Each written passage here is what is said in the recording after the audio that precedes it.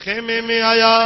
मोकलानी करण जे लाए तो हजरत इमाम ज़ैनुल आबिदीन 13 सालन जो बच्चो भाकुर चे पाए चे तो बाबा साईं अदे अली अकबर के भी छड़ी अदे अली असगर भी कुर्बानी दिनी बाकी मुंह केड़ो डो कयो आ बाबा साईं ये वंजण न दींदो माए मुखे इजाजत दे तो पेरी मां पंजो सिर कुर्बान कया साईं प्यार जो भाकुर पाए फरमाइन था बचड़ा ओ ज़ैनुल आबिदीन जे तू भी शहीद थींदे ते पर्देदार बीबिन के मदीने केर वठी वींदो ओ मुझा बच्चा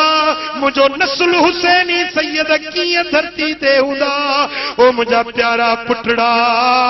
तू मुझो वारिस आई इन काफले के वठी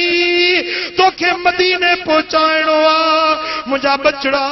जरे मदीने पाक दे पहुंची मुझे नाने जे दरबार ते हाजिर थी मु परदेसी हुसैन जा सलाम चढ़ाए मुझी खातूने अतर जी जल अम्मा जे दरवाजे से मुझे सलाम अर्ज कजाए चाहे परदेसी हुसैन सलाम चाहे मुसाफिर लाव्या करे मोकलानी मुसाफिर लाव्या करे मोकलानी प्यासा सैयद न पीताऊं पानी जरिमल पान घोड़े ते चढ़न था पांजे मथे ते मुस्तफा दी पग बधऊं आई अमीर हमजे जी ज़िरह पुठी मुबारक से ओढ़ियूं मौला अली जी तलवार हथ में खयूं इमाम हसन जो पटको चेल मुबारक सा बधुन आई मैदाने जंग में निकरन था फरमाइन था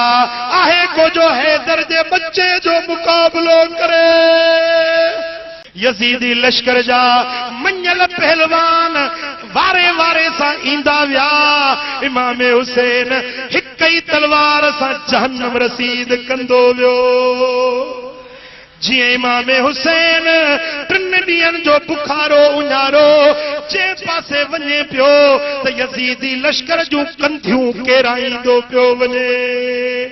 जीअं रिढूं ऐं बकरियूं वठी भॼंदियूं आहिनि ईअं यजीदी पोइते भॼी पिया वञनि वाह हुसैन तुंहिंजी बहादुरी मुंहिंजा दोस्तो हिकु हिकु थींदे कूफे जे बहादुरनि खे शामी फौज जे पहलवाननि खे तहे तेग कंदा विया जहन्नम में पहुचाईंदा विया उमर बिन साद रड़ कई त ईअं त सभिनी बहादुरनि खे मारे छॾींदो तव्हांखे ख़बर नाहे त अलीअ जो बच्चो आ हाणे हिकु हिकु थी न लड़ाई कयोसि सभई चौधारी हमलो कयोसि चौधारी घेरो कयोसि नरगे में करे वठोसि अल्लाह अल्लाह मोरे वारा थोरो याम ते हथ रख जाए ओॾो 22,000 लश्कर घेरो करे वियो हेॾो हिकिड़ो इमाम हुसैन ओॾो 22,000 लश्कर ऐं चौधारी यजीदी लश्कर सोणे इमाम हुसैन ते यलगार करे ॾिनी आ को तीर चुटे को नेज़ो हणे को भालो हणे ओॾी महिल नमाज़ जो वक़्तु थियो आ फरमाइनि था यज़ीदियो तरसो त हुसैन नमाज़ पढ़े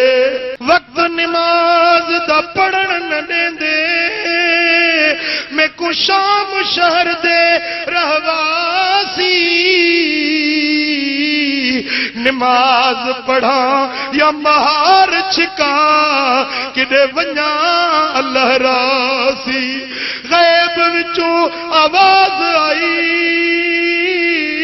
बचड़ा थी न उदासी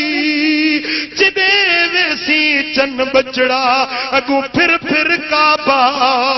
सही मुझे सोने हुसैन ते जरे सारो जिस्म जख्मी थियो आ घोड़े ता हेठ अचन था सनान नाले कम बख्ता जेको अचे इमाम हुसैन के ज़िबह जो करे जियन के जानवर के कुर्बा ये सोने हुसैन जो सिर मुबारक